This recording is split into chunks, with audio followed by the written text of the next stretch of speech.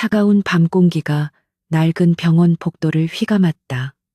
이서진은 흰 가운 대신 낡은 스웨터를 입은 채 희미한 형광등 불빛 아래서 환자의 차트를 넘기고 있었다. 그녀의 섬세한 손길은 한때 천재 신경외과 의사로 불렸던 과거를 희미하게 증명하고 있었다. 3년 전 그 끔찍한 사고 이후로 그녀는 메스를 놓았다. 아니, 정확히는 빼앗겼다. 이제 그녀는 도심 외곽의 작은 재활병원에서 야간 당직을 서는 이름 없는 물리치료 보조일 뿐이었다. 이 선생, 잠깐 좀 봐. 수간호사의 피곤한 목소리가 서진의 상념을 깼다. 응급은 아니지만 103호 환자분이 계속 경련을 일으켜 서진은 말없이 고개를 끄덕이고 차트를 덮었다. 그녀의 눈은 깊은 호수처럼 고요했지만 그 안에는 누구도 읽어낼 수 없는 복잡한 감정들이 침전되어 있었다. 그녀는 자신의 지식과 기술을 숨긴 채 기계적인 일상을 반복하며 속죄하듯 살아가고 있었다. 그때 병원 복도 끝에서 요란한 구두 소리가 들려왔다. 값비싼 가죽 구두가 병원의 낡은 리놀륨 바닥을 경멸하듯 찍어 눌렀다. 서진이 고개를 들었을 때 그녀의 아버지 이 회장이 분노와 절박함이 뒤섞인 얼굴로 서 있었다. 그의 뒤에는 화려한 원피스 차림의 이복 여동생 이유라가 불안한 듯 눈동자를 굴리고 있었다. 이 조합은 언제나 재앙의 전조였다. 이 회장은 서진의 팔을 거칠게 잡아 끌었다. 지금 당장 나와. 이야기할 게 있다. 그의 목소리는 병원의 정숙을 깨뜨릴 만큼 다급했다. 서진은 짧게 수간호사에게 양해를 구하고 아버지의 손에 이끌려 병원 밖 비상계단으로 나갔다. 차가운 수의 난간에 기대선 이 회장의 얼굴은 재처럼 하얗게 질려 있었다. 그는 담배에 불을 붙이려 했지만 손이 심하게 떨려 라이터를 떨어뜨렸다. 유라가 일을 저질렀다. 이 회장은 겨우 목소리를 쥐어짰다. TK 그룹과의 혼담, 오늘이 약혼식이었는데 그 애가 도망쳤어. 서진의 심장이 차갑게 내려앉았다. TK 그룹, 대한민국 재계를 주무르는 거대한 제국, 그리고 그 제국의 황태자, 강태민. 그는 반년 전 의문의 차량 사고로 식물인간 상태에 빠진 비운의 CEO였다. 이유라는 이 회장의 재혼으로 얻은 집안의 모든 사랑과 기대를 한 몸에 받는 보석 같은 딸이었다. 그녀의 눈부신 미모와 사교계에서의 명성은 몰락해가는 이 회장의 회사를 구원해줄 유일한 동아줄이었다. 그리고 그 동아줄은 바로 TK그룹의 안주인 자리가 되는 것이었다. 비록 그 남편이 숨만 붙어 있는 식물인간이라 할지라도 그게 저와 무슨 상관이죠? 서진이 무감각하게 물었다. 그녀의 목소리에는 어떤 동요도 담겨 있지 않았다. 아버지와 유라, 그리고 그들이 속한 화려하지만 부패한 세계는 그녀와는 다른 차원의 이야기였다. 그녀는 3년 전 그들이 자신을 어떻게 내쳤는지 똑똑히 기억하고 있었다. 필요할 때만 찾는 가족이라는 이름의 굴레가 지긋지긋했다. 이 회장은 딸의 냉담한 반응에 격분했지만 지금은 화를 낼 때가 아니었다. 그는 무릎이라도 꿇을 기세로 서진에게 매달렸다. 서진아, 제발 이번 한 번만 아버지를 도와다오. 이 결혼이 깨지면 우리 회사는 끝장이야. 너와 네가 그토록 아끼던 이 병원도 무사하지 못할 거다. 그의 협박 섞인 애원은 비참했다. 그래서 저더러 어쩌라고요? 도망친 유라를 찾아오기라도 하라는 건가요? 서진은 차갑게 받아쳤다. 그녀는 돌아가야 했다. 103호 환자가 눈에 바렸다. 하지만 유라가 아버지 뒤에서 조심스럽게 입을 열었다. 언니가 나 대신 가주면 안 돼? 어차피 그 사람 식물인간이잖아. 그냥 옆에 앉아만 있으면 되는 거래. 응. 서진의 시선이 유라에게 향했다. 눈물로 얼룩진 화려한 화장, 공포에 질린 아름다운 얼굴. 유라는 언제나 저런 식이었다. 자신이 저지른 일의 뒷수습은 항상 다른 사람의 몫으로 떠넘겼다. 내가 왜, 네가 하기 싫은 일을 내가 왜 해야 하지? 더구나 그건 결혼이야, 유라야. 장난이 아니라고. 이 회장은 마지막 카드를 꺼내들었다. 그는 서진의 낡은 스웨터 자락을 붙잡고 거의 울부짖었다. 네가 3년 전에 저지른 의료사고, 내가 TK그룹 법무팀의 힘을 빌려 겨우 막아낸 거 잊었어? 내 의사면허 아직 취소되지 않은 건 순전히 강태민 회장 쪽의 배려 덕분이었다. 그들이 요구한 게 바로 이 결혼이었어. 유라든 너든 내 딸 중 하나가 강태민의 아내가 되어야 한다고. 서진의 동공이 격렬하게 흔들렸다. 3년 전 그날의 악몽이 선명하게 되살아났다. 수술실의 무균등, 경고음을 내는 바이탈 모니터, 그리고 그녀의 손에서 싸늘하게 식어가던 어린아이. 그것은 사고가 아니었다. 명백한 누명이었다. 하지만 아무도 그녀의 말을 믿어주지 않았다. 아버지는 병원의 명예를 위해 그녀를 희생시켰다. 그런데 이제 와서 그 모든 것이 TK그룹과 연결되어 있었다니 서진은 실소했다. 결국 그녀는 처음부터 거대한 체스판 위에 올려진 볼모에 불과했다. 그녀가 의사 면허를 유지할 수 있었던 것도, 이 작은 병원에 숨어 지낼 수 있었던 것도 모두 이날을 위한 아버지의 계획이었을까? 아니면 TK그룹의 더 큰 그림이었을까? 유라 대신 나를 보내시겠다고요? 서진이 천천히 물었다. 살아있는 시체와 결혼하라고요? 그게 아버지께서 제게 요구하시는 도움인가요? 그녀의 목소리는 얼음장처럼 차가웠지만 그 속에는 뜨거운 분노가 들끓고 있었다. 아버지는 그녀의 삶을 2번이나 제물로 삼으려 하고 있었다. 이 회장은 차마 딸의 눈을 마주 보지 못하고 고개를 떨궜다. 선택의 여지가 없다, 서진아. 오늘 밤 당장이야. 이미 식장에는 강 회장 쪽 사람들만 모여 있어. 신부 얼굴은 베일로 가리면 돼. 유라가 도망쳤다는 사실이 알려지기 전에 네가 유라인 척 들어가서 서명을 해야 한다. 이것은 부탁이 아닌 명령이었다. 서진은 비상계단 벽에 등을 기댔다. 차가운 콘크리트의 감촉이 그녀의 절망을 더욱 선명하게 만들었다. 그녀에게 거부할 힘이 있었던가?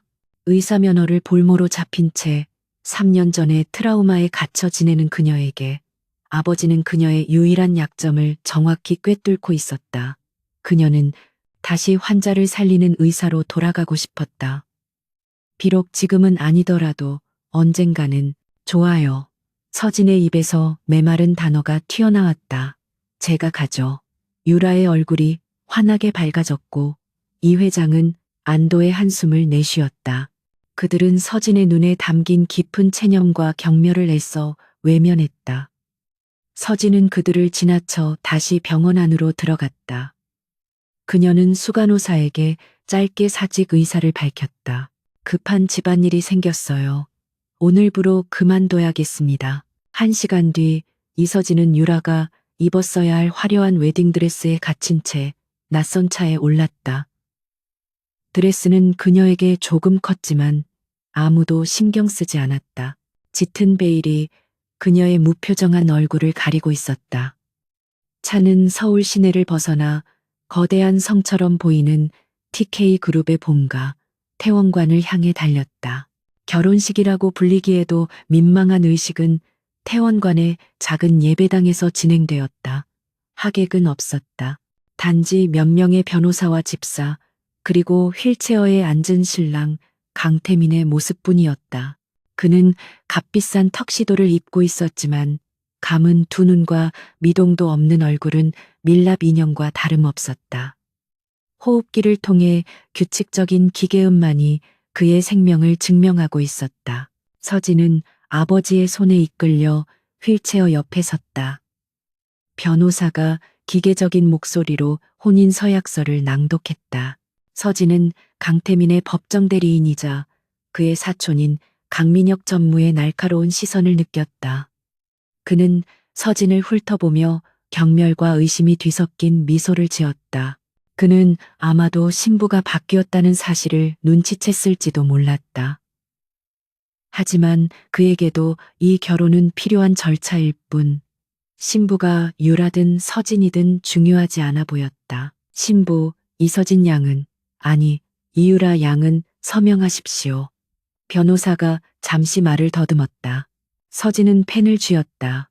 그녀의 손은 더 이상 떨리지 않았다. 그녀는 이유라라는 이름 세 글자를 또박또박 적어 내려갔다. 그녀는 자신의 이름을, 자신의 삶을 지우고 유령 신부가 되었다. 서명이 끝나는 순간 그녀의 진짜 삶도 끝난 것만 같았다. 의식이 끝나자마자 이 회장과 유라는 도망치듯 태원관을 빠져나갔다. 서진은 홀로 남겨졌다. 집사가 그녀를 신방으로 안내했다. 방은 궁전처럼 넓고 화려했지만 사람의 온기라고는 전혀 느껴지지 않았다. 그리고 그 방 한가운데 거대한 의료용 침대 위에 강태민이 누워 있었다. 각종 생명 유지 장치들이 그를 둘러싸고 둔탁한 소음을 내고 있었다. 강태민 회장님이십니다. 집사는 감정 없는 목소리로 말했다. 사모님의 방은 바로 옆방에 준비되어 있습니다. 회장님의 간병은 24시간 전문 간병인 팀이 맡고 있으니 사모님께서는 신경 쓰실 일이 없을 겁니다. 그 말은 즉, 이 방에 들어올 필요도 없다는 뜻이었다. 그녀는 그저 이 집에 묶여 있는 인질일 뿐이었다. 집사가 나가고 방에는 서진과 태민, 그리고 그를 둘러싼 기계들만 남았다. 서진은 무거운 웨딩드레스를 입은 채로 침대에 다가갔다. 그녀는 베일을 벗었. 형광등 불빛 아래 드러난 강태민의 얼굴은 놀랍도록 잘생겼지만 창백하고 생기가 없었다. 대한민국을 움직이던 거대한 거인의 잠든 모습이었다. 서진은 자신도 모르게 그의 손목을 잡았다. 맥박을 확인하는 것은 그녀의 오랜 습관이었다. 약하지만 규칙적으로 뛰고 있었다. 그녀의 눈길이 그의 눈꺼풀로 향했다. 겉보기에는 완벽한 식물인간 상태. 하지만 신경외과 의사였던 그녀의 본능이 속삭였다. 무언가 이상했다. 너무나도 안정적이었다. 그때 방문이 거칠게 열렸다. 아까의 그 남자 강민혁 전무였다. 그는 술 냄새를 풍기며 비틀거리듯 들어왔다. 형수님이라고 불러야 하나? 아니면 대타라고 불러야 하나? 그가 비웃음을 흘리며 서진에게 다가왔다. 유라 양이 아니시더군. 베일 속에 숨어 있어도 다 티가 나. 이서진. 맞지. 3년 전 병원 말아먹은 그 천재 의사. 서진은 물러서지 않고 그의 눈을 똑바로 쳐다봤다. 무슨 용건이시죠? 그녀의 차가운 목소리에 강민혁은 잠시 흥미롭다는 듯 눈썹을 치켜세웠다. 용건? 그냥 구경하러 왔지. 내 사촌형의 값비싼 새 장난감이 어떤가 하고. 근데 생각보다 꽤 앙칼지네. 그가 서진의 턱을 잡으려고 손을 뻗었다. 서진은 날렵하게 그의 손을 피했다. 환자 앞에서 무례하시군요. 나가주시죠. 여긴 제 남편의 병실입니다. 그녀는 남편이라는 단어에 힘을 주어 말했다. 그 단어는 그녀 자신을 보호하는 유일한 방패였다. 강민혁은 순간적으로 표정이 굳었지만 이내 다시 비열한 미소를 지었다. 남편. 저게 남편으로 보이나. 저건 그냥 숨쉬는 고깃덩이야. 그가 침대를 발로 툭 찼다. 그리고 너, 이서진, 똑똑히 들어. 넌 이 집에서 유령 취급받게 될 거야. TK그룹의 안주인 행세는 꿈도 꾸지 마. 넌 그냥 내 아버지가 바친 재물일 뿐이니까. 감히 내 형자리를 넘보지 말고 쥐 죽은 듯이 살아. 강민혁은 마지막 경고를 남기고 방을 나갔다. 문이 닫히는 소리가 유난히 크게 울렸다. 서진은 한동안 그 자리에 못 박힌 듯 서 있었다. 심장이 얼음물에 담긴 것처럼 차가웠다. 그녀는 자신이 떨고 있다는 것을 깨달았다. 분노 때문인지, 공포 때문인지, 아니면 이 지독한 운명에 대한 절망 때문인지 알 수 없었다. 그녀는 다시 침대 위에 강태민을 바라보았다. 강민혁의 말처럼 그는 정말 고깃덩이에 불과한 걸까? 서진은 천천히 그의 눈꺼풀을 들어 올렸다. 확대된 동공이 빛에 아무런 반응도 보이지 않았다. 뇌간 반사는 소실된 상태. 의학적으로는 명백한 뇌사 혹은 그에 준하는 식물인간 상태였다. 하지만 그녀의 직감은 계속해서 경고음을 울렸다. 그녀는 침대 옆에 놓인 복잡한 차트를 집어들었다. 지난 6개월간의 기록이었다. 그녀는 페이지를 넘기기 시작했다. 약물 투여 기록, 뇌파 검사 결과, 바이탈 사인. 그녀의 눈이 점점 날카로워졌다. 전직 천재 신경외과 의사의 눈빛이 되살아나고 있었다. 그녀는 자신의 지옥 같은 결혼 생활이 어쩌면 예상과는 전혀 다른 방향으로 흘러갈 수도 있음을 예감했다. 다음 날 아침, 이서진은 거대하고 차가운 방에서 눈을 떴다. 퇴원관의 첫 아침이었다. 그녀는 자신이 결혼했다는 사실조차 실감나지 않았다. 모든 것이 정교하게 짜인 연극 무대 같았다. 그녀에게 배정된 방은 강태민의 침실 바로 옆이었지만 그 사이에는 두꺼운 벽이 가로막혀 있었다. 철저히 분리된 공간. 집사는 그곳을 사모님의 방이라 불렀지만 서진에게는 감옥의 독방과 다름없었다. 그녀는 샤워를 하고 옷을 갈아입었다. 옷장에는 그녀의 사이즈로 맞춰진 듯한 값비싼 옷들이 가득했지만 모두 유라의 취향일 법한 화려하고 노출이 심한 디자인이었다. 서진은 그중 가장 무난한 검은색 슬랙스와 흰색 실크 블라우스를 골라 입었다. 어젯밤의 웨딩드레스는 흔적도 없이 사라져 있었다. 그녀는 자신의 낡은 스웨터가 그리웠다. 서진이 1층으로 내려가자 거대한 식당에는 그녀를 위한 아침 식사가 홀로 차려져 있었다. 수십 명이 앉을 수 있는 긴 마호가니 테이블 끝에 놓인 1인용 식기 세트가 그녀의 고립을 더욱 선명하게 보여주었다. 집사와 하녀들은 그림자처럼 움직이며 소리 없이 음식을 날랐지만 그들의 눈에는 어떤 감정도 담겨 있지 않았다. 그들은 서진을 사모님이라 불렀지만 그 호칭에는 존경심 대신 차가운 의무감만이 묻어났다. 그녀는 이 거대한 성에서 유령 혹은 보이지 않는 아내였다. 식사를 마친 서진은 자연스럽게 강태민의 병실이 있는 2층 동관으로 향했다. 그녀의 발걸음은 망설임이 없었다. 어젯밤 강민혁의 경고가 귓가에 맴돌았지만 그녀는 더 이상 물러설 곳이 없었다. 그리고 무엇보다 그녀는 의사였다. 눈앞의 환자를 외면할 수 없었다. 병실 앞에는 전문 간병인 2명과 주간 간호사가 교대를 준비하고 있었다. 그들은 서진을 보고 놀란 기색이었지만 이내 무표정하게 고개를 숙였다. 사모님, 무슨 일이십니까? 회장님의 간병은 저희가 알아요. 그냥 남편을 보러 온 거예요. 서진은 짧게 말을 끊고 방으로 들어갔다. 간호사들이 당황하며 그녀의 뒤를 따랐다. 강태민은 어제와 똑같은 모습으로 누워 있었다. 창백한 얼굴, 미동도 없는 몸. 방 안은 각종 의료기기들의 규칙적인 소음으로 가득 차 있었다. 서진은 자연스럽게 침대 옆에 모니터로 다가가 바이탈 사인을 확인했다. 혈압 110에 70, 맥박 분당 65회, 산소 포화도 99%. 너무나도 완벽했다. 식물인간 환자에게서는 보기 드문 안정적인 수치였다. 담당 주치의는 누구죠? 매일 회진을 도나요?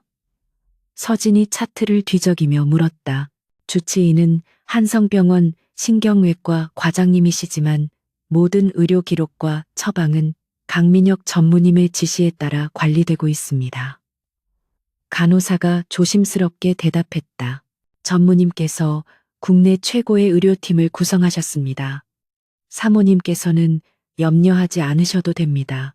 그 말은 당신이 상관할 일이 아니다라는 뜻으로 들렸다. 서진은 어젯밤 자신이 확인했던 약물 투여 기록을 떠올렸다. 과다하게 투여되고 있는 신경 안정제와 근육 이완제, 그것들은 환자의 뇌 활동을 강제로 억누르고 있었다. 이것은 치료가 아니라 현상 유지 혹은 의도적인 봉인에 가까웠다. 오늘 아침 투약 기록을 보고 싶군요. 서진의 목소리는 차분했지만 단호했다. 간호사의 얼굴이 곤란함으로 물들었다. 그것은 전무님의 허락이. 바로 그때 병실 문이 다시 열리고 강민혁이 불쾌한 표정으로 들어섰다. 그는 서진이 차트를 들고 있는 것을 보고 노골적으로 경멸의 미소를 지었다. 벌써부터 의사 행세를 하고 싶은 건가? 형수님, 아니면 이서진 씨. 강민혁이 간호사들에게 눈짓으로 나가보라는 신호를 보냈다. 방 안에 두 사람과 잠든 강태민만 남게 되자 그는 서진에게 성큼성큼 다가왔다. 어젯밤 내 경고를 잊었나 보군. 여긴 당신이 3년 전에 망쳐버린 그 싸구려 병원이 아니야. TK그룹의 심장부라고. 전단지 제 남편의 상태가 궁금했을 뿐입니다. 서진은 물러서지 않고 그의 눈을 마주했다. 남편이요? 그 단어가 입에 붙었나 보군. 좋아. 남편을 걱정하는 아내 놀이 계속하게 해주지. 그는 주머니에서 검은색 신용카드 한 장을 꺼내 서진의 블라우스 주머니에 꽂아 넣었다. 이걸로 쇼핑이나 해. 백화점에 가서 유라 양이 좋아할 만한 것들로 잔뜩 사라고. 그게 당신이 아내로서 할 유일한 일이야. 그것은 모욕이었다. 그녀를 값비싼 장신구 취급하는 노골적인 태도였다. 서진은 천천히 주머니에서 카드를 꺼내 그에게 돌려주었다. 필요 없습니다. 저는 쇼핑 같은 것엔 관심 없어요. 제가 관심 있는 건 오직 하나, 제 남편의 치료 계획입니다. 그녀는 치료라는 단어에 힘을 실어 말했다. 강민혁의 표정이 순간적으로 싸늘하게 굳었다. 그는 서진이 이렇게까지 나올 줄은 예상하지 못한 듯했다. 그는 그녀의 과거 의료사고 기록을 이미 다 파악하고 있었다. 그녀는 이미 끝난 의사, 겁에 질려 숨어 지내야 할 패배자여야 했다. 네가 뭘 안다고? 네까짓게 감히 TK 의료팀의 방식에 의문을 제기해? 의문을 제기하는 게 아닙니다. 확인을 하려는 거죠. 서진은 침착함을 유지했다. 전두엽 손상 환자에게 이렇게 고용량의 벤조디아제핀 계열 약물을 장기 투여하는 건 일반적인 프로토콜이 아니니까요. 혹시라도 회복 가능성을 의도적으로 차단하고 있는 건 아닌지 의심스럽군요, 전무님. 강민혁의 뺨이 미세하게 경련했다. 그녀가 알아차렸다. 단 하루 만에 그는 자신의 오만함을 잠시 후회했다. 이 여자는 그저 겁먹은 대타가 아니었다. 한때 천재라 불렸던 독사였다. 입 조심해, 이서진. 네가 지금 무슨 말을 짓거리는지 알고 있어? 네가 이 집에서 누리는 모든 것, 심지어 네 아버지의 회사가 아직 숨쉬고 있는 것도 다 내 자비 덕분이야. 자비가 아니라 거래였겠죠. 서진이 받아쳤다. 저는 제 몫의 거래를 이행하고 있습니다. 그러니 전무님도 제게 최소한의 정보는 주셔야죠. 이 집의 안주인으로서가 아니라 강태민 씨의 법적 보호자로서 요구하는 겁니다. 그녀는 어젯밤 서명했던 혼인서약서의 법적 효력을 정확히 인지하고 있었다. 강민혁은 분노로 얼굴이 붉어졌지만 억지로 미소를 지었다. 법적 보호자라. 좋아. 그렇게 나오시겠다. 하지만 잊지 마. 태민이 형의 모든 의사결정 권한은 형이 쓰러지기 전 나에게 위임되었어. 넌 그저 장식품일 뿐이야. 한 번만 더 내 의료팀의 업무에 끼어들면 내 아버지 회사부터 날려버릴 줄 알아. 그는 마지막 협박을 남기고 쿵 소리 나게 문을 닫고 나갔다. 서진은 그가 사라진 문을 한참 동안 노려보았다. 심장이 격렬하게 뛰고 있었다. 강민혁의 반응은 그녀의 의심을 확신으로 바꾸어 주었다. 그는 강태민이 깨어나는 것을 두려워하고 있었다. 그는 명백히 자신의 사촌형을 이 침대 위에 영원히 가둬둘 작정이었다. 그녀는 다시 강태민에게 시선을 돌렸다. 이 남자는 적막한 성에 갇힌 왕자였고 그녀는 그 왕자를 지키도록 보내진, 그러나 실제로는 왕자를 감시하는 용의 하수인으로 취급받는 인질이었다. 하지만 상황이 바뀌었다. 이제 그녀는 이 남자가 단순한 남편이나 거래 대상이 아님을 깨달았다. 그는 그녀가 이 지옥에서 탈출할 수 있는 유일한 열쇠일지도 몰랐다. 서진은 조용히 병실문을 잠갔다. 간호사들이나 집사가 놀랄 테지만 상관없었다. 그녀에게는 확인해야 할 것이 있었다. 그녀는 의료용 카트에서 소독된 주사기와 작은 바이아를 꺼냈다.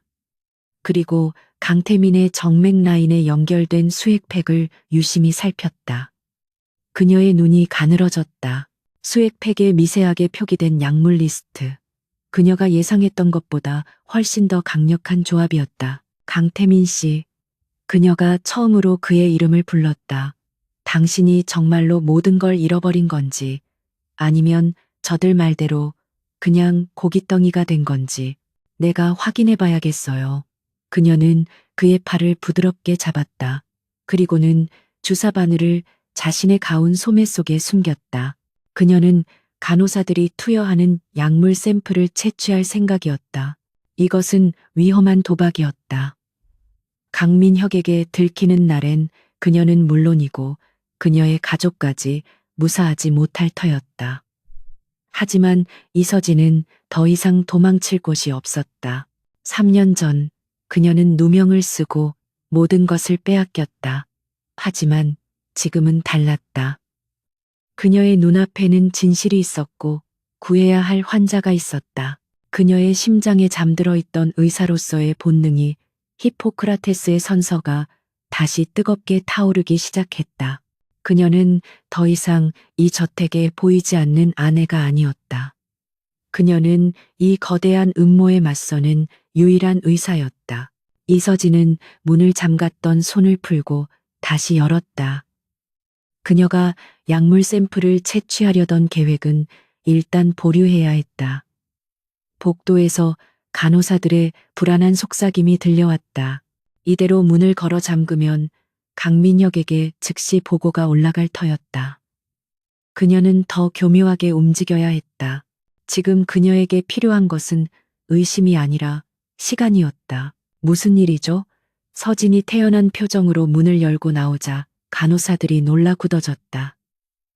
사모님, 갑자기 문을 잠그셔서 회장님께 무슨 일이라도. 아니요, 아무 일도 없어요. 잠시. 남편과 단둘이 있고 싶었을 뿐이에요. 부부니까요. 서진은 일부러 부부라는 단어를 강조하며 미소를 지었다. 간호사들의 얼굴에 당혹감이 스쳤다. 식물인간 남편과 단둘이 있고 싶다는 이 기묘한 신부를 어떻게 대해야 할지 모르는 눈치였다. 하지만 저희는 24시간 교대로 회장님의 상태를 알아요. 하지만 오늘 밤은 제가 직접 간호하겠어요. 서진이 부드럽지만 단호하게 말했다. 제가 비록 병원을 떠난 지는 오래됐지만 기본적인 간병은 할 수 있어요. 그건 안 됩니다. 사모님, 강 전무님께서. 수간호사가 다급하게 반대하려 했다. 강 전무님께는 제가 직접 말씀드리죠. 서진은 그녀의 말을 잘랐다. 아니면 지금 제 남편의 병실에서 저를 끌어내시겠다는 건가요? 제가 이 집의 안주인이라는 사실을 잊으셨나 봐요. 그녀의 목소리는 차가웠고 그 안에는 묘한 위압감이 서려 있었다. 수간호사는 입을 다물었다. 비록 이 결혼이 비정상적이라 해도 서류상 이서진은 강태민의 아내이자 법적 보호자 중 한 명이었다. 강민혁의 명령을 따르는 그들이었지만 안주인의 말을 정면으로 거역할 명분은 없었다. 서진은 그들의 망설임을 놓치지 않았다. 걱정 마세요. 문제 생기면 모든 책임은 제가 질게요. 그리고 전무님께는 제가 아내로서의 도리를 다하고 싶었다고 전해주세요. 그녀는 아내로서의 도리라는 말을 방패 삼아 그들을 물러나게 했다.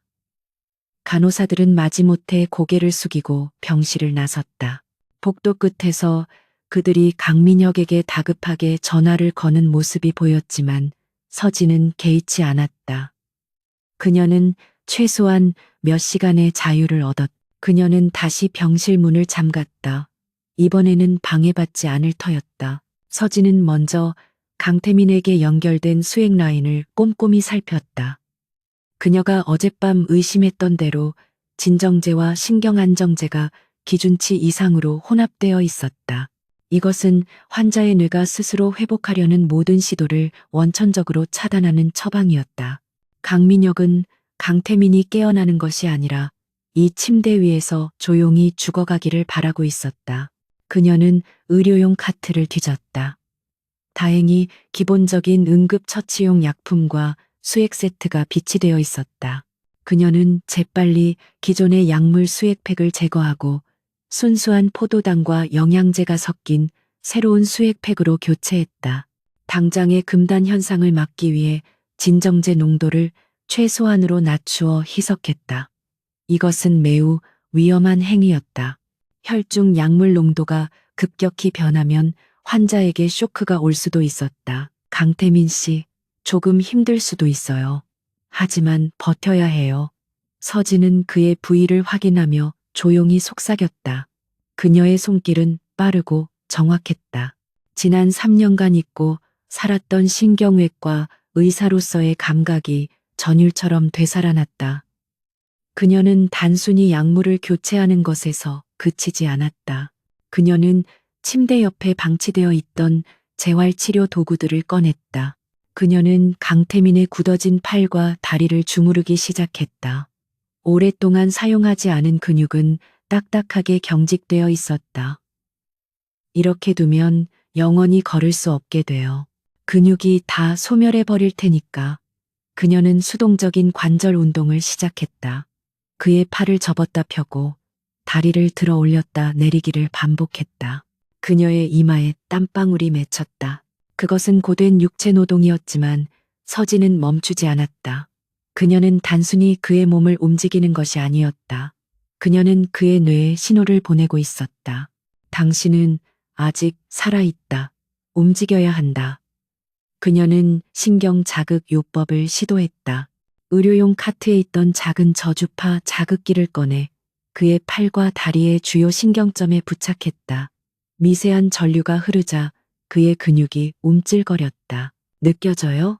이건 당신 근육이 반응하는 소리예요. 서진은 기계처럼 무감각하게 움직이는 그의 몸을 보며 계속 말을 걸었다. 처음에는 의사로서 환자에게 설명하는 듯한 말투였다.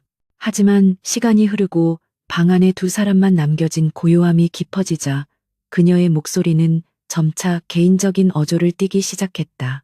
오늘 강민혁 전무가 나에게 쇼핑이나 하라며 카드를 줬어요. 내가 당신의 장식품인 줄 아나 봐요. 그녀는 씁쓸하게 웃으며 그의 손가락을 하나하나 마사지했다. 우리 아버지도 똑같아요. 날 제물로 바쳐서 회사를 구했죠. 내 동생 유라는 지금쯤 어디선가 자유를 만끽하고 있겠죠.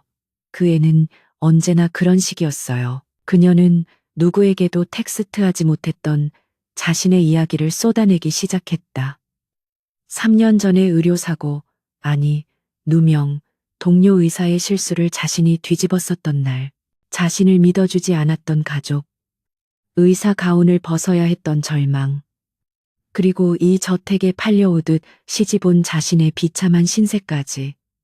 그녀는 그에게 고해성사를 하고 있었다. 당신도 불쌍한 사람이네요. 서진은 잠시 손길을 멈추고 그의 얼굴을 가만히 들여다보았다. 모든 걸 가졌지만 가장 믿었던 사람에게 배신당해 이 침대에 갇혀 있으니 우리는 어쩌면 닮은 구석이 있는지도 몰라요. 둘 다 가장 가까운 사람들에게 버려졌다는 점에서 그녀의 목소리가 미세하게 떨렸다. 그녀는 자신이 왜 이런 말을 하고 있는지 알 수 없었다. 어쩌면 그는 정말 아무것도 듣지 못하는 식물인간일 뿐인데. 하지만 그녀는 멈출 수 없었다. 이 거대한 저택에서 그녀의 말을 들어줄 유일한 존재는 역설적이게도 아무 말도 할 수 없는 이 남자뿐이었다. 그녀는 밤새도록 그를 간호했다. 약물을 조절하고 물리 치료를 하고 그리고 이야기를 들려주었다. 새벽이 가까워 올 무렵 그녀는 지쳐서 그의 침대맡에 엎드렸다. 그녀는 TK그룹에 대한 신문 기사를 읽어주고 있었다. 강민혁이 강태민의 핵심 사업이었던 바이오테크 분야를 축소하고 건설 부문에 무리하게 투자하고 있다는 내용이었다. 당신의 사촌이 당신의 제국을 망가뜨리고 있어요. 강태민 씨. 그는 당신이 평생을 바쳐 이룬 것들을 헐값에 팔아넘기고 있어요. 서진이 기사의 마지막 문장을 읽어내렸을 때였다. 그녀가 잡고 있던 그의 손가락이 아주 미세하게 꿈틀했다. 서진은 숨을 멈췄다. 잘못 본 것일까? 근육경련? 아니면 저주파 자극기의 잔류 효과? 그녀는 모든 기계를 껐다. 방 안에는 오직 두 사람의 숨소리와 생명 유지 장치의 규칙적인 소음뿐이었다. 그녀는 그의 손을 더욱 꽉 잡았다. 강태민 씨, 아무런 반응도 없었다. 바이탈 모니터의 수치도 평온했다. 그녀는 실망감에 한숨을 내쉬려던 참이었다. 바로 그때 그녀는 그것을 보았다. 그의 감긴 눈꺼풀이 파르르 떨렸다. 그것은 1초도 안 되는 찰나의 순간이었지만 서진은 똑똑히 목격했다. 그것은 기계가 만들어낸 반응이 아니었다. 그것은 의지였다. 서진의 심장이 미친 듯이 뛰기 시작했다. 그녀의 이론이 맞았다. 강민혁이 투여한 강력한 약물들이 그의 의식을 억누르고 있었지만 그는 그 두꺼운 장막 뒤에서 모든 것을 듣고 있었던 것이다. 그는 갇혀 있었지만 죽지 않았다. 그녀는 재빨리 약물 투여량을 원래대로 복구시켰다. 아침 교대 간호사가 들어오기 전에 모든 흔적을 지워야 했다. 그녀는 마치 비밀스러운 작전을 수행하는 스파이처럼 민첩하게 움직였다. 모든 것을 원상태로 돌려놓고 그녀는 강태민의 귓가에 마지막으로 속삭였다. 당신 살아있었군요. 걱정 말아요. 내가 당신을 여기서 꺼내줄게요. 그녀의 목소리에는 더 이상 절망이나 체념이 담겨 있지 않았다. 그 대신 차갑고도 결연한 의지가 서려 있었다. 그녀는 더 이상 희생양이 아니었다. 그녀는 이 거대한 성에 갇힌 유일한 의사이자 잠든 왕을 깨울 유일한 열쇠였다. 그녀의 전쟁은 이제 막 시작되었다. 그날 밤 이후 이서진의 일상은 이중생활 그 자체였다. 낮에는 강민혁의 감시와 하인들의 냉대를 견디는 보이지 않는 사모님으로, 밤에는 문을 걸어 잠그고 강태민의 의식을 되찾기 위해 사투를 벌이는 비밀 주치의로 변했다. 그녀는 밤마다 조금씩 약물의 농도를 조절하며 그의 뇌가 스스로 회복할 수 있는 틈을 만들었다. 그리고 그 틈을 파고들듯 끊임없이 물리 치료를 하고 말을 걸었다. 작은 변화들이 나타나기 시작했다. 강태민의 창백했던 얼굴에 미세한 혈색이 돌기 시작했다. 오랫동안 굳어있던 그의 손가락 관절이 서진의 마사지에 조금 더 부드럽게 반응했다.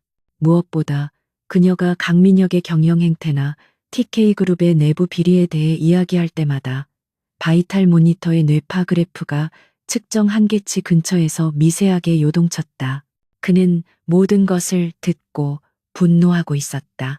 하지만 이 미세한 변화는 서진뿐만 아니라 강민혁의 귀에도 들어가고 있었다. 주간 근무를 서는 간호사들은 회장님의 상태가 이례적으로 안정적이며 사모님이 밤마다 병실에서 나오지 않는다는 사실을 꼬박꼬박 보고했다. 강민혁은 처음에는 아내 행세에 심취한 서진의 유치한 놀이라고 치부했지만 보고가 거듭되자 의심의 싹이 트기 시작했다. 강민혁은 이서진의 과거 기록을 다시 검토했다. 3년 전 의료사고. 하지만 그 이면에는 천재적인 신경외과 의사라는 수식어가 붙어 있었다. 그는 자신의 오만함을 깨달았다. 그는 뱀을 품에 들인 것이었다. 그녀는 단순한 재물이 아니라 자신의 모든 계획을 망가뜨릴 수 있는 유일한 변수였다.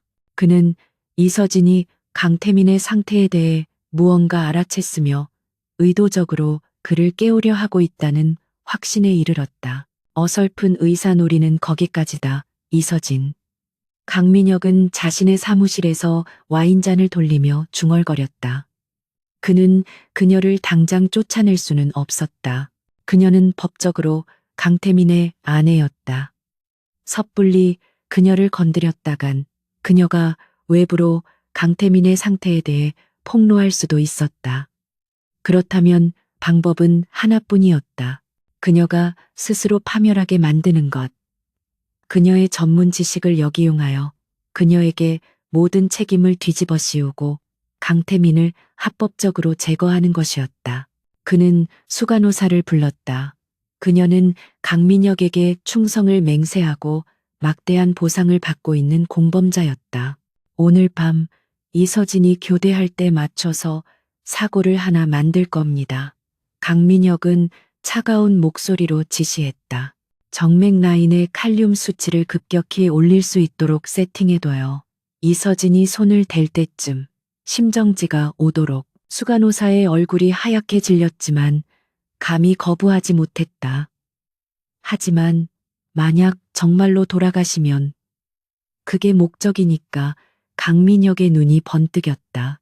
이서진이 밤마다 환자에게 수상한 약물을 투여했고 그 부작용으로 심정지가 온 거야. 우리가 발견했을 땐 이미 늦었고 비전문가가 어설프게 의사 흉내를 내다가 남편을 죽인 거지. 시나리오 완벽하지 않나? 그날 밤 서진은 여느 때처럼 간호사들과 교대했다. 수간호사는 유난히 긴장한 표정이었지만 서진은 그것을 자신의 감시 때문이라고만 생각했다. 오늘따라 혈압이 조금 불안정하시네요. 잘 지켜봐 주세요, 사모님. 수간호사는 의미심장한 말을 남기고 병실을 나갔다. 서진은 대수롭지 않게 문을 잠그고 강태민에게 다가갔다. 오늘 강민혁 전무가 이사회를 소집했어요. 당신이 추진했던 친환경 바이오 플랜트 사업을 전면 백지화할 모양이에요. 서진은 그의 팔을 주무르며 속삭였다. 그걸 매각하고 자신이 지분을 가진 건설사에. 그녀의 말이 채 끝나기도 전에 고요하던 병실에 날카로운 경고음이 울려 퍼졌다. 삐삐삐. 서진의 심장이 쿵 내려앉았다. 그녀가 고개를 돌렸을 때 바이탈 모니터의 심전도 그래프가 격렬하게 요동치다가 이내 평평한 직선으로 변하고 있었다. 심실세동, 심정지였다. 강태민 씨, 서진의 비명이 터져나왔다. 모든 것이 순식간에 일어났다. 그녀는 본능적으로 침대 위로 뛰어 올라가 그의 가슴을 압박하기 시작했다. 하나, 둘, 셋. 그녀는 미친 듯이 흉부 압박을 가하면서 비상벨을 눌렀다. 하지만 어찌 된 일인지 복도는 조용했다. 강민혁이 일부러 의료팀의 대응을 늦추도록 지시한 것이었다. 서진은 이 거대한 방에 완벽하게 고립되어 있었다. 그녀는 혼자였다. 제발, 제발 눈 좀 떠요. 그녀는 땀으로 범벅이 된 채 CPR을 계속했다. 하지만 모니터의 직선은 변함이 없었다. 그녀의 머릿속이 하얘졌다. 3년 전 수술실의 악몽이 떠올랐다. 그녀의 손에서 생명이 빠져나가던 그 끔찍한 감각. 안 돼. 또다시 안 돼. 그녀는 고개를 저었다. 지금은 절망할 때가 아니었다. 그녀는 의사였다. 그녀는 재빨리 침대에서 내려와 응급 카트를 뒤졌다. 제세동기. 그녀는 패드를 꺼내 그의 가슴에 붙였다. 그리고 에피네프린 한 앰플을 뽑아 정맥 라인으로 주입했다. 충전합니다. 모두 물러나세요. 방 안에는 그녀뿐이었지만 목소리는 절박하게 외치고 있었다. 클리어. 그녀가 버튼을 눌렀다. 강태민의 몸이 공중으로 튀어 올랐다가 떨어졌다. 모니터는 여전히 무반응이었다. 서진은 다시 흉부 압박을 시작했다. 그녀의 팔이 부러질 듯 아팠지만 멈출 수 없었다. 그때 그녀의 눈에 정맥 라인에 연결된 수액 펌프가 들어왔다. 무언가 이상했다. 평소와 다른 약물이 주입되고 있었다. 염화 칼륨 K3 라벨. 그리고 펌프의 주입 속도가 비정상적으로 빠르게 설정되어 있었다. 이게 뭐야? 서진은 경악했다. 이것은 명백한 살인 행위였다. 누군가 의도적으로 치사량의 칼륨을 주입한 것이다. 그녀는 즉시 라인을 뽑아버렸다. 그리고 다시 제세동기를 충전했다. 강태민 씨, 당신을 이렇게 보낼 순 없어. 당신을 망가뜨린 놈들에게 복수해야지. 일어나. 그녀는 울부짖으며 다시 한번 쇼크 버튼을 눌렀다. 쿵. 그의 몸이 다시 튀어올랐다. 그리고 기적이 일어났다. B. 모니터의 직선 그래프가 미약하지만 규칙적인 파형으로 바뀌기 시작했다. 정상 동일동으로 돌아온 것이다. 서진은 그 자리에 주저앉았다. 온몸에 힘이 빠져나갔다. 바로 그때 병실 문이 거칠게 열렸다. 강민혁이 수간호사와 의료팀을 대동하고 들이닥쳤다. 그는 서진이 바닥에 주저앉아 있는 모습과 어지럽혀진 응급 카트를 보고 회심의 미소를 지었다. 모든 것이 그의 시나리오대로였다. 이게 무슨 짓이야, 이서진. 네가 감히 형님께 무슨 짓을 한 거야. 강민혁이 그녀에게 다가와 멱살이라도 잡을 듯이 소리쳤다. 네가 멋대로 약물을 투여해서 형님을 죽일 뻔했어. 당장 저 여자를 끌어내. 의료팀이 강태민을 수습하는 동안 강민혁은 증거를 인멸하기 위해 바닥에 떨어진 염화칼륨 수액팩을 발로 차침대 밑으로 밀어넣으려 했다. 아니요, 당신이 그랬지. 서진이 떨리는 목소리로, 하지만 얼음장처럼 차가운 눈빛으로 그를 올려다보았다. 당신이 남편을 죽이려 했어. 뭐, 이 미친 여자가. 증거도 없이. 강민혁이 비웃었다. 증거? 서진은 천천히 일어섰다. 그녀는 아까 정맥 라인을 뽑아낼 때 자신도 모르게 손에 쥐었던 것을 펼쳐 보였다. 그것은 수액 펌프에 연결되어 있던 작은 플라스틱 커넥터였다. 하지만 그녀의 진짜 증거는 그것이 아니었다. 그녀는 응급 상황 속에서도 본능적으로 행동했다. 증거는 여기 있죠. 그녀가 수액 펌프를 가리켰다. 모든 정맥 주입 펌프에는 주입 기록이 남아. 내가 이 방에 들어오기 훨씬 전부터 치사량의 칼륨이 주입되도록 예약 설정된 기록이. 강민혁의 얼굴이 순식간에 굳어졌다. 그는 거기까지는 미처 생각하지 못했다. 서진은 비틀거리며 펌프의 화면을 눌렀다. 주입 이력 인퓨ዥن 히스토리 화면. 그곳에는 수간호사가 서진과 교대하기 10분 전에 치사량의 염화칼륨을 특정 시간에 주입하도록 프로그래밍한 기록이 선명하게 남아 있었다. 강민혁이 소리치기도 전에 서진은 자신의 휴대폰을 꺼내 그 화면을 촬영했다. 찰칵 플래시가 터지며 강민혁의 일그러진 얼굴을 비췄다. 당신들의 살인 미수, 그 증거 내가 확보했어요. 강전무님. 서진은 휴대폰을 꽉 쥔 채 그를 노려보았다. 그녀는 남편을 살려냈고 동시에 적의 심장을 꿰뚫을 비수를 손에 넣었다. 강민혁의 얼굴은 분노와 당혹감으로 흉하게 일그러졌다. 그는 이서진의 손에 들린 휴대폰을 노려보았다. 수간호사와 의료팀은 그저 얼어붙은 채 이 상황을 어떻게 수습해야 할지 몰라 안절부절못했다. 이게 무슨 짓이야. 강민혁이 애써 침착함을 가장하며 소리쳤지만 그의 목소리는 찢어질 듯 떨리고 있었다. 제 남편을 죽이려 한 짓이죠. 서진이 차갑게 받아쳤다. 그녀는 바닥에서 비틀거리며 일어섰지만 눈빛만은 강철처럼 단단했다. 여기 계신 모든 분들이 증인입니다. 그리고 이 휴대폰이 증거죠. 지금 당장 이 방에서 나가지 않으면 이 사진은 즉시 경찰과 언론으로 전송될 겁니다. 강민혁은 순간적으로 수간호사를 쳐다보았다. 그녀가 모든 것을 망쳤다. 하지만 지금은 그녀를 탓할 때가 아니었다. 그는 서진의 손에 들린 휴대폰을 빼앗아야 했다. 그러나 서진은 그의 의도를 꿰뚫어 본 듯 엄지손가락을 전송 버튼 위에 올려놓았다. 그녀는 정말로 누를 기세였다. 내까짓게 감히 날 협박해? 강민혁이 으르렁거렸다. 내 아비 회사는 어쩌고? 이 사진 하나로 네가 뭘 할 수 있을 것 같아? 난 TK그룹의 강민혁이야. 그는 자신의 권력이 이 상황을 무마시킬 수 있을 거라 마지막까지 믿고 싶었다. 당신은 곧 살인 미수범 강민혁이 되겠죠. 서진은 조금도 물러서지 않았다. 회사가 망하든 말든 상관없어요. 하지만 내 환자가, 내 남편이 내 눈앞에서 살해당하는 건 못 봐요. 선택하세요. 여기서 물러나시겠어요?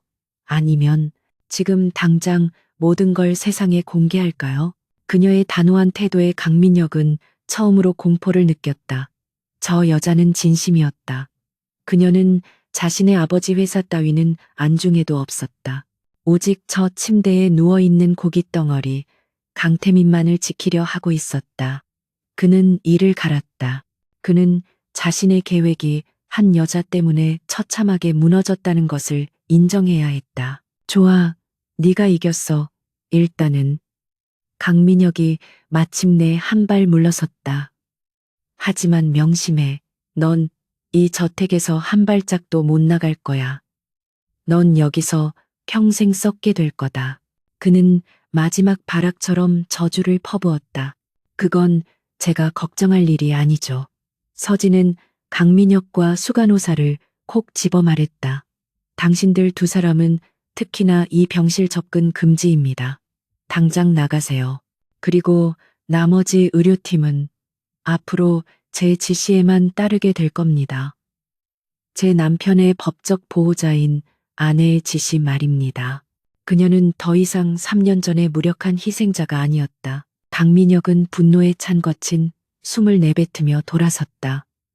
수간호사는 사색이 된 얼굴로 거의 울면서 그의 뒤를 따랐다. 남은 의료팀은 어쩔 줄 몰라 서진의 눈치만 살폈다. 일단 모두 나가 계세요. 환자분의 안정이 최우선입니다. 제가 부를 때까지 아무도 들여보내지 마세요. 서진은 그들을 모두 내보내고 문이 닫히자마자 육중한 잠금 장치를 걸었다. 찰칵. 문이 잠기는 소리와 함께 방 안에는 완전한 정적이 찾아왔다. 서진은 긴장이 풀리면서 다리가 후들거렸지만 억지로 버텼다. 그녀는 방금 대한민국에서 가장 위험한 남자 중 하나를 적으로 만들었다. 하지만 동시에 그녀는 남편을 구할 유일한 기회를 얻었다. 그녀는 다시 강태민의 침대로 다가갔다. 그의 심박은 안정되었지만 의식은 여전히 돌아오지 않고 있었다. 하지만 서진은 확신했다. 아까의 심정지 사태, 그리고 이어진 제세동기의 강력한 전기 충격, 그것이 오히려 강민혁의 약물로 억눌려 있던 그의 뇌에 거대한 재부팅 신호가 되었을지도 모른다. 그의 뇌는 지금 외부의 자극을 절실히 기다리는 상태일 것이다. 그녀는 강태민의 정맥 라인을 다시 확보하고 응급처치로 인해 흐트러졌던 생명 유지 장치들을 재점검했다. 모든 것이 정상 궤도로 돌아왔다. 하지만 이 정상은 강민혁이 만들어 놓은 가짜 평화일 뿐 진정한 회복과는 거리가 멀었다. 그녀는 더 이상 수동적인 물리치료나 약물 조절에 머무를 수 없었다. 더 강력하고 직접적인 자극이 필요했다. 그녀의 머릿속에 위험하지만 유일한 방법이 떠올랐다. 그녀는 강태민의 차트를 다시 훑어보았다. 그의 방 한쪽 구석, 의료용 캐비닛 뒤에 먼지를 뒤집어 쓴 채 방치된 장비가 있었다. 그녀는 그것을 끌어냈다. 최첨단 뇌파 측정기 EEG와 함께 실험용으로 들여온 경두계 자기 자극 TMS 장비였다. 강태민이 쓰러지기 전 뇌과학 연구에 막대한 투자를 했던 흔적이었다. 이 장비는 강력한 자기장을 이용해 뇌의 특정 부위를 직접 자극하거나 억제할 수 있었다. 이것은 미친 짓이었다. TMS는 정밀한 계산 없이 사용하면 오히려 뇌세포를 영구적으로 손상시킬 수 있었다. 임상 경험이 없는 의사가 함부로 다룰 물건이 아니었다. 하지만 그녀는 3년 전의 이서진이 아니었다. 그녀는 모든 것을 잃었고 두려울 것이 없었다. 그녀는 전직 천재 신경외과 의사로서의 모든 지식과 감각을 끌어모았다. 그녀는 뇌해부학과 신경망 구조에 대해 누구보다 깊이 이해하고 있었다. 그녀는 이 위험한 도박에 모든 것을 걸기로 결심했다. 서진은 먼저 EEG 센서를 강태민의 머리에 꼼꼼하게 부착했다. 그의 뇌 활동을 실시간으로 모니터링하며 자극 지점을 찾아야 했다. 그녀는 그의 뇌 MRI 사진을 스크린에 띄우고 의식을 관장하는 핵심 영역인 전두엽 피질과 시상의 연결고리를 면밀히 계산하기 시작했다. 그녀의 손놀림은 한치의 오차도 없었다. 그녀는 TMS의 출력을 조절하고 코일의 각도를 맞췄다. 이 장비는 원래 동물 실험이나 기초 연구용으로 설계된 것이라 임상용보다 훨씬 더 불안정했다. 작은 실수 하나가 모든 것을 돌이킬 수 없게 만들 터였다. 그녀는 자신의 모든 경력을, 아니, 자신의 목숨을 이 한 번의 시도에 걸고 있었다. 강태민 씨, 그녀가 그의 귓가에 속삭였다. 지금부터 조금 위험한 치료를 시작할 거예요. 당신을 억누르고 있던 약물은 사라졌어요. 그리고 당신을 죽이려던 자들도 쫓아냈어요. 이제 당신 차례예요. 돌아와요. 그녀의 목소리는 떨리고 있었지만 그 안에는 확신이 담겨 있었다. 그때 창밖에서 거센 바람 소리가 들려왔다. 하늘이 찢어질 듯 번개가 내리쳤고 굵은 빗줄기가 태원관의 두꺼운 방탄 유리창을 세차게 두드리기 시작했다. 마치 그녀의 결심에 화답이라도 하듯 자연이 격렬하게 포효하고 있었다. 서진은 TMS 코일을 잡았다. 그녀의 손은 더 이상 떨리지 않았다. 그녀는 계산된 위치에 코일을 대고 첫 번째 자기 펄스를 발사했다. 탁 하는 날카로운 소리와 함께 그의 몸이 미세하게 경련했다. EEG 그래프가 미약하게 반응했다. 죽어있던 뇌가 신호에 응답하고 있었다. 좋아요. 반응하고 있어요. 서진은 땀을 닦아내며 모니터에서 눈을 떼지 않았다. 그녀는 자극의 강도와 빈도를 조절하며 그의 뇌가 스스로 길을 찾도록 유도했다. 밖에서는 천둥이 건물을 울릴 듯 내리쳤다. 그녀는 프로토콜의 다음 단계로 넘어갔다. 더 복잡하고 강한 자극이었다. 다. 코일이 울리는 소리가 폭풍우 소리와 뒤섞였다. 그녀는 그의 뇌 속에서 잠자고 있던 신경망이 하나둘 깨어나는 것을 그래프를 통해 보고 있었다. 이것은 단순한 치료가 아니라 창조에 가까운 작업이었다. 그녀는 닫힌 문을 두드리는 것이 아니라 아예 새로운 문을 만들어내고 있었다. 그녀의 모든 집중력이 극한으로 치닫고 있었다. 시간은 얼마나 흘렀을까? 1시간, 아니면 3시간. 서진의 온몸은 땀으로 젖어 있었다. 그녀는 마지막으로 가장 강력한 자극을 준비했다. 마지막이에요. 여기서 포기하면 우린 둘 다 끝나요. 제발. 돌아와요, 강태민. 그녀가 버튼을 눌렀다. 탁탁탁. 연속적인 펄스가 그의 뇌 깊숙한 곳을 자극했다. 그의 몸이 활처럼 휘었다가 떨어졌다. 그리고 모든 것이 멈췄다. TMS 장비의 냉각 팬 소리마저 멈춘 듯했다. 폭풍 후 소리마저 잠시 잦아든 것 같았다. 서진은 숨을 죽였다. 이이지 그래프는 비정상적인 스파이크를 멈추고 대신 매우 낮지만 규칙적인 알파파를 그리기 시작했다. 그것은 깊은 혼수 상태가 아닌 의식 있는 뇌의 파형이었다. 서진은 천천히 침대를 바라보았다. 모든 것이 그대로인 것 같았다. 그는 여전히 눈을 감고 미동도 없었다. 실망감이 밀려오려던 바로 그 순간이었다. 강태민의 감긴 눈꺼풀이 파르르 떨리기 시작했다. 어젯밤 그녀가 보았던 그 미세한 떨림과는 비교도 할 수 없는 분명한 움직임이었다. 서진은 자신도 모르게 한 걸음 뒤로 물러섰다. 그녀의 심장이 목구멍까지 차오르는 것 같았다. 그리고 천천히, 아주 천천히 반년 동안 굳게 닫혀있던 그의 눈이 떠졌다. 방 안의 희미한 조명 아래 그의 눈동자가 드러났다. 처음에는 초점이 없었지만 이내 방 안을 훑기 시작했다. 각종 의료기계들, 화려하지만 낯선 천장, 그리고 마침내 그의 시선이 서진에게 멈췄다. 그녀는 얼어붙었다. 그의 몸은 밀랍 인형처럼 여전히 미동도 없었고 목소리도 나오지 않았다. 하지만 그의 눈은, 그 눈은 살아있었다.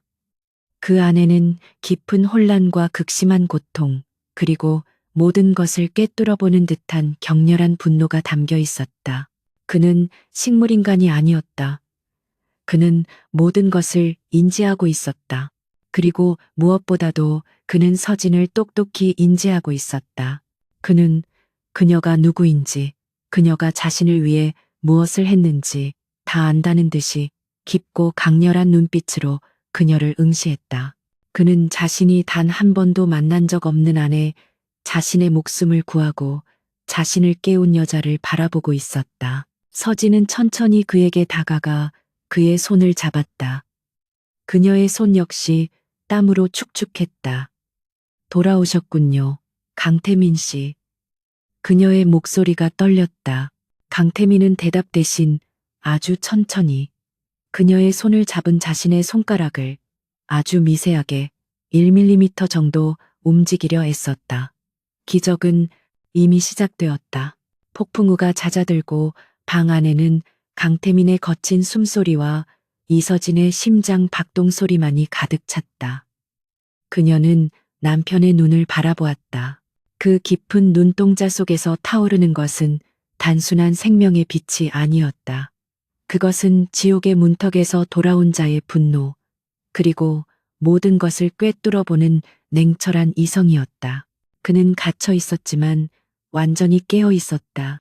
서진은 즉시 행동했다. 지금은 감격에 젖어 있을 시간이 아니었다. 강태민 씨, 내 말이 들리면 눈을 한 번만 깜빡여요. 그녀가 속삭였다. 그녀의 목소리는 미세하게 떨렸지만 명령은 분명했다.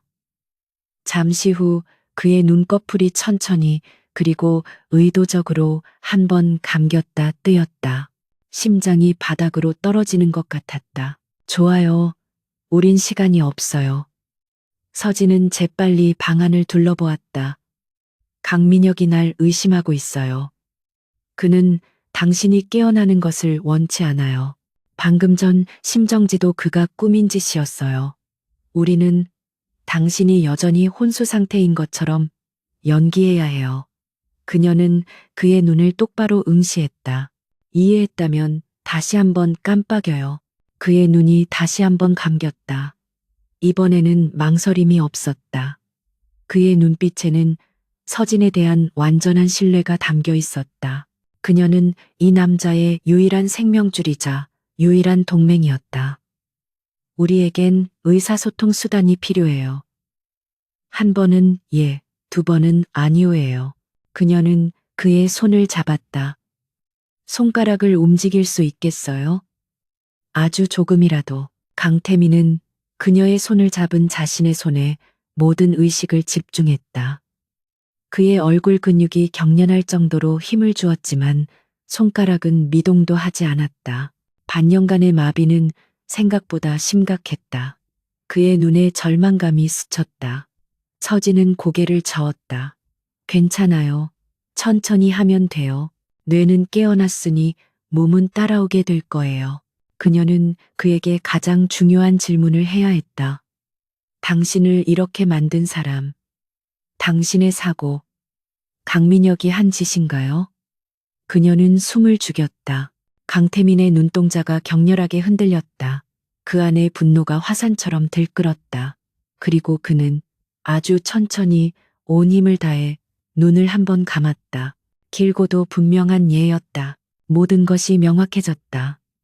이것은 단순한 경영권 다툼이 아니라 명백한 살인 미수였고 그 범인은 지금도 이 저택 안을 활보하고 있었다. 알겠어요. 서진은 그의 손을 더욱 굳게 잡았다. 이제부터 우린 싸워야 해요. 저는 당신의 눈과 귀가 될게요. 그리고 당신은 이 침대 위에서 다시 일어설 준비를 해야 해요. 두 사람의 침묵의 동맹은 그렇게 결성되었다. 서진은 밤새 그에게 응급처치를 하며 강민혁에게 들키지 않고 그의 재활을 도울 계획을 세웠다. 그녀는 강민혁의 눈을 속이기 위해 바이탈 모니터의 수치를 다시 안정적인 혼수 상태 수준으로 조작했다. 그리고 날이 밝기 전 모든 치료기구를 원래 자리에 돌려놓고 어젯밤의 흔적을 완벽하게 지웠다. 다음 날 아침 이서진은 완전히 다른 사람이 되어 병실을 나섰다. 그녀는 더 이상 겁에 질린 희생자가 아니었다. 그녀는 남편의 복수를 준비하는 전략가였다. 그녀는 일부러 피곤하고 절망적인 표정을 지으며 1층 식당으로 내려갔다. 강민혁이 어젯밤의 소동에도 불구하고 태연하게 신문을 읽고 있었다. 어젯밤엔 정말 놀랐어요. 서진이 떨리는 목소리로 연기하며 그의 맞은편에 앉았다. 하마터면 남편을 잃을 뻔했잖아요. 그녀의 눈에는 두려움과 원망이 적절히 섞여 있었다. 강민혁은 신문에서 눈을 떼고 그녀를 빤히 쳐다보았다. 그는 그녀가 증거를 가지고 있다는 것을 알았지만 동시에 그녀가 그것을 쓸 배짱은 없다고 판단한 듯했다. 형수님이 너무 무리해서 그런 거 아닙니까? 그가 비꼬듯 말했다. 비전문가가 함부로 손대니까 그런 불상사가 생긴 거죠. 어젯밤 일은 단순한 의료기기 오류로 보고되었습니다. 수간호사도 그렇게 진술했고요. 그는 그녀의 증거 따위는 얼마든지 조작으로 덮어버릴 수 있다고 경고하고 있었다. 그런가요? 서진은 순진한 척 눈을 내리깔았다. 전 그냥 무서워요. 혹시라도 남편이 잘못될까봐 어젯밤에 찍은 사진은 그냥 너무 놀라서 지워버렸어요. 그녀는 완벽한 거짓말을 했다. 강민혁의 눈썹이 살짝 올라갔다. 그는 이서진이 공포에 질려 항복했다고 생각했다. 현명한 판단입니다. 형수님. 그가 만족스러운 미소를 지었다. 앞으로 형님의 치료는 다시 저희 의료팀에게 맡기시죠. 형수님은 그저 퇴원관의 안주인으로서 품이나 지키시면 됩니다. 그는 그녀가 완전히 자신의 통제하에 들어왔다고 확신했다. 서진은 그 미소 뒤에 숨겨진 잔인함을 보았다. 그녀는 속으로 냉소를 보냈다. 마음껏 웃어도 강민혁, 당신이 웃을 날도 얼마 남지 않았으니까. 그녀는 순순히 고개를 끄덕였다. 알겠어요. 하지만 남편이 걱정되니 병실에는 계속 드나들게 해주세요. 옆에서 책이라도 읽어주고 싶어서요. 강민혁은 흔쾌히 허락했다. 어차피 그녀는 이제 아무것도 할 수 없는 빈 껍데기라고 생각했기 때문이다. 그는 그녀에게 다시 한번 쇼핑을 권하며 자리를 떴다. 서진은 그가 사라지자마자 들고 있던 포크를 꽉 쥐었다. 그녀의 손이 분노로 하얗게 떨렸다. 연기는 성공적이었다. 그녀는 강민혁의 감시망에서 벗어났다. 그날 오후 서진은 강민혁이 준 카드를 들고 태원관을 나섰다. 하지만 그녀가 향한 곳은 백화점이 아니었다. 그녀는 택시를 타고 TK그룹 본사 빌딩으로 향했다. 로비에서 보안 요원들이 그녀를 막아섰지만 그녀는 당당하게 어젯밤 강민혁이 확인시켜준 법적 신분을 이용했다. 강태민 회장님의 아내 이서진입니다. 남편의 사무실을 정리하러 왔어요. 그녀의 법적 지위는 강력했다. 비록 식물인간의 아내라 할지라도 그녀는 사모님이었다. 비서실에서는 난리가 났지만 강민혁의 별다른 지시가 없었기에 그녀를 막을 수 없었다. 서진은 마침내 강태민의 펜트하우스 오피스에 들어섰다. 반년 동안 주인을 잃은 사무실은 차갑게 식어 있었지만 그의 흔적이 고스란히 남아 있었다. 서진은 시간을 지체할 수 없었다. 그녀는 강민혁이 이미 이곳을 샅샅이 뒤졌을 것을 알았다. 하지만 그는 강태민이 진짜로 숨겨둔 것은 찾지 못했을 터였다. 서진은 의사로서의 날카로운 관찰력과 분석력을 총동원했다. 그녀는 책상을 뒤지지 않았다. 대신 벽에 걸린 거대한 뇌 구조도를 바라보았다. 그녀는 어젯밤 강태민에게 들었던 TK그룹의 현안들을 떠올렸다. 바이오 플랜트 사업. 그녀는 뇌 구조도의 전두엽 부분을 손으로 눌렀다. 아무 일도 일어나지 않았다. 그녀는 포기하지 않고 그가 강조했던 다른 사업 분야들을 떠올리며 관련 신경 부위들을 하나씩 눌러보았다. 마침내 그녀가 해마 부분을 특정 순서대로 눌렀을 때 책장 한쪽이 소리 없이 열리며 숨겨진 금고가 드러났다. 서진의 심장이 격렬하게 뛰었다. 하지만 금고는 다시 잠겨 있었다. 비밀번호가 필요했다. 그때 그녀의 눈에 강태민의 책상 위에 놓인 그가 쓰러지던 날의 달력이 들어왔다. 그날의 날짜, 그녀는 혹시나 하는 마음에 날짜를 입력했다. 딸깍, 금고가 열렸다. 안에는 USB 하나와 암호화된 장부가 들어있었다. 그것은 강민혁이 TK그룹의 자금을 어떻게 빼돌리고 있는지, 그리고 그가 바이오 플랜트 사업을 매각하려는 진짜 이유가 담긴 강태민이 준비해둔 비자금 내역과 배임 증거였다. 강태민은 쓰러지기 직전 사촌의 배신을 직감하고 이 자료를 숨겼던 것이다. 서진은 떨리는 손으로 자료를 자신의 휴대폰에 복사했다. 그리고 모든 것을 원래대로 되돌려 놓았다. 그녀가 사무실을 나올 때 그녀의 얼굴은 다시 아무것도 모르는 순진한 아내로 돌아와 있었다. 그녀는 완벽한 스파이였다. 그날 밤 서진은 다시 강태민의 병실로 돌아왔다. 그녀는 문을 잠그고 낮에 있었던 일을 속삭였다. 그녀가 금고의 증거에 대해 이야기할 때 강태민의 눈이 이글거렸다. 그는 자신의 선택이 틀리지 않았음을, 이 여자가 자신의 복수를 완성해줄 유일한 사람임을 확신했다. 증거는 찾았어요. 이제 당신 차례예요. 서진은 그의 손을 잡고 어젯밤처럼 재활치료를 시작했다. 강민혁을 무너뜨리려면 당신이 직접 증언해야 해요. 당신이 일어나야만 해요. 그녀는 그의 손가락을 하나하나 자극하며 뇌에서 손가락으로 이어지는 신경회로를 다시 연결하려 애썼다. 강태민은 그녀의 말에 응답하듯 온 정신을 집중했다.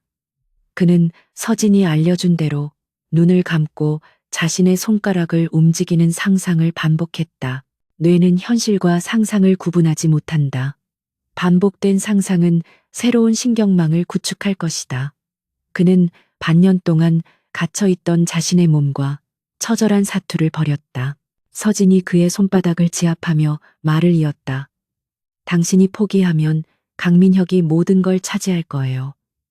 당신의 회사, 당신의 명예, 그리고 우린 둘 다 이 저택에서 죽은 듯이 살아야 해요.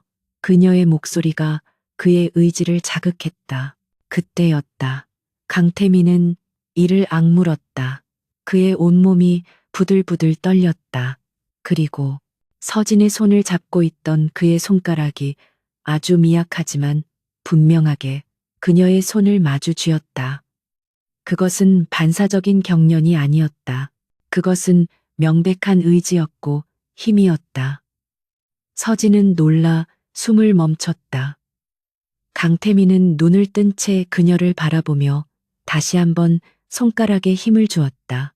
잠든 왕이 마침내 그의 검을 다시 쥐기 시작한 순간이었다. TK그룹의 연례 주주총회장은 수천억 원의 향방을 결정짓는 격전지답게 팽팽한 긴장감으로 가득 차 있었다. 단상 위 강민혁은 최고급 맞춤 정장을 입고 완벽하게 승리자의 여유를 연기하고 있었다. 그의 뒤편 대형 스크린에는 TK그룹이 그의 혁신적인 경영 아래 이룩한 단기적 성과들이 화려한 그래프로 펼쳐지고 있었다. 그는 이 자리를 위해 지난 몇 달간 모든 것을 걸었다. 존경하는 주주 여러분. 강민혁이 부드럽지만 힘있는 목소리로 연설을 시작했다. 지난 6개월은 우리 TK그룹에게 있어 실로 고통스러운 시련의 시간이었습니다. 저의 사촌 형이자 존경하는 리더였던 강태민 회장님의 비극적인 사고는 우리 모두에게 큰 충격과 슬픔을 안겨주었습니다.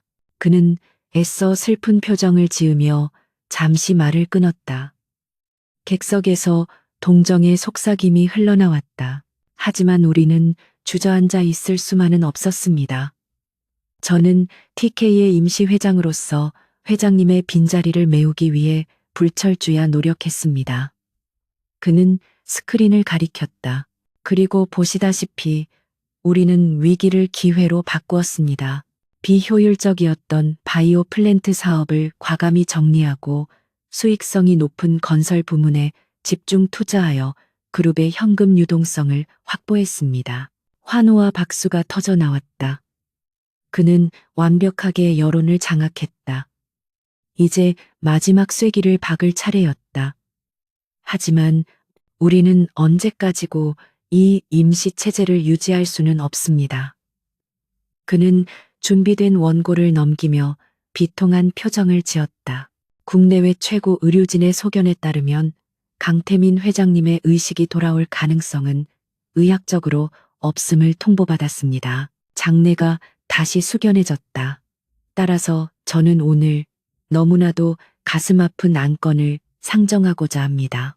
그룹의 미래를 위해 우리는 강태민 회장님의 연구회의만을. 강민혁이 의사봉을 잡으려던 바로 그 순간이었다. 모든 이의 시선이 집중되어 있던 총회장의 육중한 정문이 거칠게 열렸다. 눈부신 역광 속으로 두 사람의 실루엣이 들어섰다. 웅성거리던 장내가 일순간 물을 끼얹은 듯 조용해졌다. 사람들은 자신의 눈을 의심했다. 경호원들의 제지를 뚫고 한 여자가 휠체어가 아닌 지팡이에 의지한 채 스스로 걸음을 옮기는 한 남자를 부축하고 있었다. 저 사람은 누군가 숨죽인 목소리로 물었다. 마침내 그들이 단상의 조명 아래 모습을 드러냈다. 강태민이었다. 반년 동안 식물인간으로 누워있던 TK그룹의 진짜 주인이었다. 그는 과거의 위풍당당함은 아니었지만 앙상하게 마른 몸에서도 뿜어져 나오는 형형한 눈빛으로 장내를 압도했다.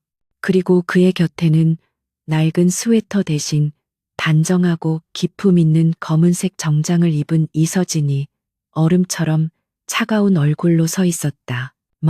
말도 안 돼. 단상 위의 강민혁은 유령이라도 본 듯 사색이 되어 중얼거렸다. 그의 손에 들려있던 의사봉이 바닥으로 떨어지며 요란한 소리를 냈다. 장내는 충격과 혼란으로 폭발했다. 기자들의 플래시가 미친 듯이 터지기 시작했다. 이서진은 강태민을 연단 옆 의자에 조심스럽게 앉힌 후 강민혁을 지나쳐 당당하게 마이크 앞으로 걸어 나갔다. 그녀의 행동에는 한치의 망설임도 없었다. 잠시 주목해 주시겠습니까? 그녀의 차분하고도 냉철한 목소리가 장내에 울려 퍼졌다. 강태민 회장님의 해임안을 논의하기 전에 먼저 논의되어야 할 긴급 안건이 있습니다. 강민혁이 이성을 되찾고 소리쳤다. 당신은 누군데 감히 이 신성한 자리를, 저 여자를 당장 끌어내. 저건 사기극이야. 저 남자가 강태민이라는 증거도 없잖아. 그는 경호원들에게 손짓했지만 그들은 움직이지 않았다. 그들은 이미 서진과 태민이 포섭한 태민에게 충성하던 옛 경호팀이었다. 제 소개를 하죠. 서진은 강민혁의 발악을 무시했다. 저는 이서진입니다. 신경외과 전문의이자 여러분이 해임하려 하는 강태민 회장님의 법적 아내입니다. 장내가 다시 한번 술렁였다. 이유라가 아닌 이서진이라는 이름에 모두가 의아해했다. 그리고 저는 지금부터 TK그룹의 임시회장 강민혁 씨가 지난 6개월간 제 남편과 이 회사를 상대로 무슨 짓을 저질렀는지 그 증거를 공개하겠습니다. 서진이 손짓하자 강민혁의 성과를 보여주던 대형 스크린이 꺼지고 새로운 화면이 나타났다. 첫 번째 증거는 병실의 수액 펌프 기록이었다. 염화칼륨 치사량 주입 예약. 그 옆에는 수간호사가 강민혁에게 돈을 받고 충성을 맹세한 녹취록이 음성 파일로 재생되었다. 이것은 강민혁 전무가 제 남편을 살해하려 한 명백한 증거입니다. 그는 단순한 사고가 아니라 지속적인 약물 투여로 남편의 의식을 억누르고 마지막에는 심정지를 유도해 살해하려 했습니다. 거짓말이야. 저건 다 조작된 거야. 강민혁이 절규했다. 하지만 서진은 멈추지 않았다. 스크린은 강태민의 금고에서 나온 비밀 장부로 바뀌었다. 강민혁이 바이오 플랜트를 헐값에 매각하고 그 차액을 자신이 설립한 유령 회사로 빼돌린 내역이 적나라하게 드러났다. 수천억 원대의 배임과 횡령이었다. 강민혁 씨, 서진이 마침내 그를 돌아보았다. 그녀의 눈에는 경멸과 함께 의사로서의 차가운 분노가 담겨 있었다. 당신은 환자를 살해하려 했고 회사를 약탈했소. 당신은 더 이상 이 자리에 있을 자격이 없습니다. 바로 그때 의자에 앉아 모든 것을 지켜보던 강태민이 천천히 지팡이를 짚고 일어섰다. 그의 다리는 후들거렸지만 그는 두 발로 굳건히 버텨냈다. 그는 서진의 옆에 서서 마이크를 잡았다. 그의 목소리는 병으로 인해 거칠고 쉬어 있었지만 그 안에 담긴 권유는 여전했다. 강민혁. 그가 한 글자 한 글자 힘주어 말했다. 네가 감히 내 것을 탐내? 그 한마디에 강민혁은 무너져 내렸다. 그것은 지옥에서 돌아온 자의 선고였다. 모든 증거는 검찰에 넘어갔다. 넌 끝났어. 강민혁이 마지막 발악으로 서진에게 달려들려 했지만 문을 지키고 있던 경호원들이, 아니 이미 대기하고 있던 검찰 수사관들이 그를 덮쳤다. 이거 놓으라고. 이서진, 내가 감히, 내가 너와 내 아비를. 그의 발악은 수사관들에게 끌려나가며 점차 멀어졌다. 이 모든 혼란 속에서 장내 한 구석이 소란스러워졌다. 이 회장과 이유라였다. 그들은 강태민이 기적적으로 회복했다는 소식을 듣고 혹시나 하는 마음에 주주총회에 참석했던 것이다. 이유라는 이 상황에서도 마지막 기회를 잡으려 했다. 그녀는 수사관들을 뚫고 단상 위로 뛰어 올라왔다. 태민 씨, 오빠, 저예요. 이유라.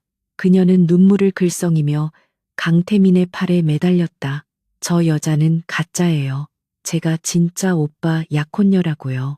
아빠가 언니를 대신 보낸 거예요. 그녀는 서진을 손가락질하며 모든 것을 폭로했다. 그녀는 강태민이 자신을 선택해 줄 것이라 믿었다. 하지만 강태민은 그녀를 벌레 보듯 차갑게 쳐다보았다. 그는 이유라의 손을 거칠게 뿌리쳤다. 그리고 대신 이 모든 싸움을 함께 견뎌낸 서진의 손을 굳게 잡았다. 그는 아직 완벽하지 않은 발음으로 하지만 장내의 모든 사람이 들을 수 있도록 크게 외쳤다. 내 유일한 아내는 그가 서진을 바라보며 말했다. 그의 눈에는 그 어떤 때보다 깊은 신뢰와 존경 그리고 사랑이 담겨 있었다. 나를 기적처럼 깨운 이 사람, 이서진 박사뿐이오. 이 회장과 이유라의 얼굴이 절망으로 하얗게 질렸다. 그들의 마지막 동아줄마저 끊어진 순간이었다. 혼인 사기 및 강민혁의 범죄 방조 혐의로 그들 역시 수사관들에게 연행되었다. 모든 것이 제자리를 찾았다. 얼마 후 TK그룹의 회장실. 강태민은 여전히 재활 중이었지만 자신의 자리에 앉아 있었다. 그의 맞은편에는 서진이 앉아 그가 꿈꿨던 바이오 플랜트 사업의 재개를 위한 보고서를 검토하고 있었다. 창밖으로 서울의 노을이 따뜻하게 두 사람을 비추고 있었다. 강태민은 서류에서 눈을 떼고 자신의 아내를 가만히 바라보았다. 그녀는 더 이상 지옥 속에 갇힌 희생양이 아니었다. 그녀는 자신의 능력으로 모든 것을 되찾은 당당한 의사이자 TK그룹의 실질적인 구원자였다. 서진 씨. 그가 조용히 불렀다. 네, 회장님. 그녀가 미소 지으며 고개를 들었다. 당신은 날 악몽에서 깨웠어. 그가 그녀의 손 위로 자신의 손을 겹쳤. 평생을 빚진 이 기적을 내가 어떻게 갚아야 할까? 그의 눈에는 감사의 마음과 함께 한 남자로서의 깊은 애정이 담겨 있었다. 서진은 그의 손을 마주 잡았다. 빚이라고 생각하지 말아요. 우린 동맹이었으니까. 그녀의 미소가 더욱 깊어졌다. 굳이 갚고 싶다면 그냥 살아내요. 당신이 꿈꿨던 그 친환경 바이오 플랜트 멋지게 성공시켜요. 이번에는 우리가 함께. 강태민은 그녀의 손을 잡고 천천히 일어섰다. 두 사람은 창가에 나란히 서서 지는 해를 바라보았다. 식물인간 CEO와 그를 대신해 결혼했던 그녀, 음모와 배신 속에서 피어난 두 사람은 이제 그 누구도 갈라놓을 수 없는 가장 강력한 동반자가 되어 대한민국의 심장, TK그룹을 함께 이끌어갈 터였다. 그들의 진짜 이야기는 이제 막 시작되고 있었다.